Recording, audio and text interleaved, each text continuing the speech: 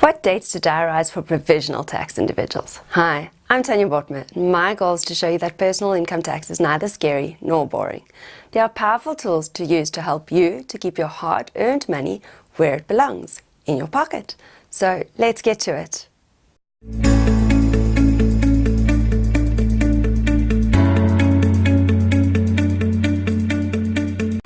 The personal income tax calendar for provisional tax individuals. If you're a person who does not receive a regular income, so for example a contractor, consultants, estate agents and so forth, and your employer does not pay your tax, or as you see it on your payslip, pay as you earn on your behalf, or you are an individual who receives significant other income, for example rental, interest, dividend and so forth, then this calendar applies to you. As a provisional taxpayer, you are required to submit a minimum of 3 times a year, with a possible 4th top-up payment. There are 3 different ways in which you can submit your returns: online via e-filing, manually at a SARS branch nearest to you, or via the postal service.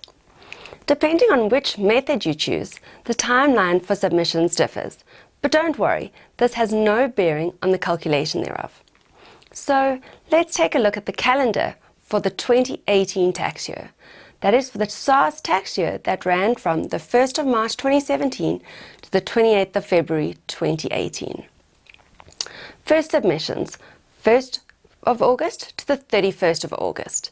This is when you will submit and pay your first return.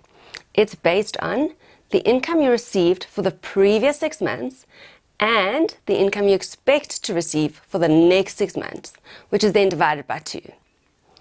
Your second submission is from the 1st to the 28th of February. This is when your second return and payment is due. It's based on the actual income you received for the entire year, less that first payment you've already made. Your third submission. These submission dates differ slightly from year to year. So let's take a look at the calendar for the 2018 tax year. That is the SARS tax year that ran from the 1st of March 2017 to the 28th of February 2018. SARS opens tax submissions period on the 1st of July every year. For e-filing submissions, you can submit any time from the 1st of July 2018 all the way to the 31st of January 2019. For postal and manual submissions, i.e. those processed at a SARS branch, you can submit from the 1st of July 2018 till the 21st of September 2018. Please remember, if you post your return, you need to do it well in advance, as SARS needs to receive your return by the 21st of September. So you ask, why are these dates important? All late returns, i.e. those submitted after the closing date, could very well not only incur interest charges, but also in addition a 10% penalty thereon. Now, who would want to pay extra unnecessary amounts to SARS for no reason? This, make sure you submit in time. Lastly, your top-up payment. If your 2 payments in August and February were not sufficient, you can make up a top-up payment in September. Now, don't let this entice you to underpay on your first 2 submissions.